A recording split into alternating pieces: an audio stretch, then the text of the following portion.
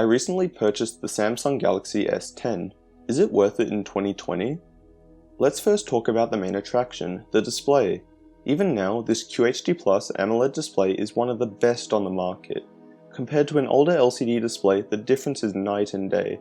I have noticed that there have been accidental edge touches, but this shouldn't be a problem if you use a case.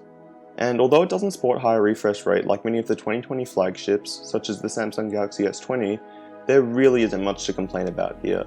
The images it produces are vibrant and sharp with plenty of contrast. It really looks great. Embedded in the display is an ultrasonic fingerprint scanner, and it is fast. I've heard many people online criticize it for being slow and inaccurate, and I just have to disagree.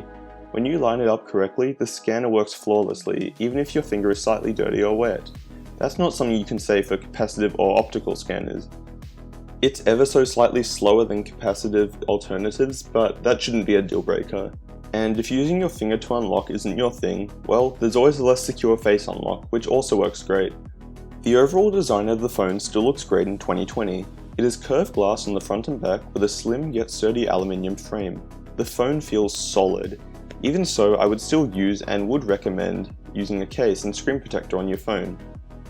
One thing to note for all Samsung phones with ultrasonic fingerprint scanners is that most glass screen protectors don't allow the scanner to work. This means you'll need to resort to a gel or plastic screen protector or a glass protector like the Whitestone Dome. The phone also has a headphone jack, a rarity amongst phones these days. Personally, I haven't switched over to the wireless life yet, so having the port provides quite a bit of versatility.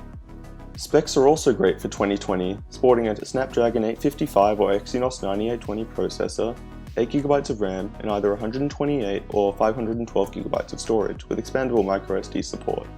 Personally, I opted for the 128GB model with an additional 128GB microSD card, as that was plenty for me, but the choice is there. These specs paired with One UI 2.5 on top of Android 10 give a buttery smooth experience with zero slowdowns. RAM management is also excellent with many apps staying open in the background. Everyone except the power users won't need to worry about battery life either. The 3400 mAh battery easily saw me getting around 6 hours screen on time with a mix of video consumption and mobile tethering, but you could easily get 7+ hours screen on time watching videos and playing light games on Wi-Fi. One issue I have experienced on the Exynos version is significant battery drain on LTE. This isn't a big deal, but it's still worth noting. Even having a slight consideration for how you use your phone, you will find it hard to get to the night flat. This definitely isn't a 2-day phone, but for the 850 Australian or 700 US you are paying, it definitely will be enough for most users. Cameras at this point are only slightly improving every generation, so even the cameras on the S10 are still extremely capable in 2020. The S10 has a 12 megapixel main camera with OIS, 12 megapixel 2x telephoto camera with OIS, and a 12 megapixel ultra wide camera with no OIS. The versatility of the cameras means that the S10 has a capable camera system that can produce well-exposed shots in the day and alright photos at night. Nighttime photography is probably the only downside to these cameras. It's alright, but it can't compete against the likes of the Google Pixel phones or the S20 lineup. Even though the S10 is slightly behind in every way, is it still worth it in 2020? I'd have to say yes. For the 350 Australian or 250 US that you're saving over the S20, you really aren't losing a lot.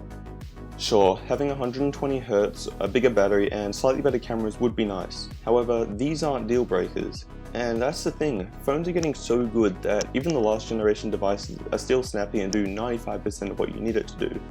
So if you're looking to save a couple $100, the Samsung Galaxy S10 really is a great phone.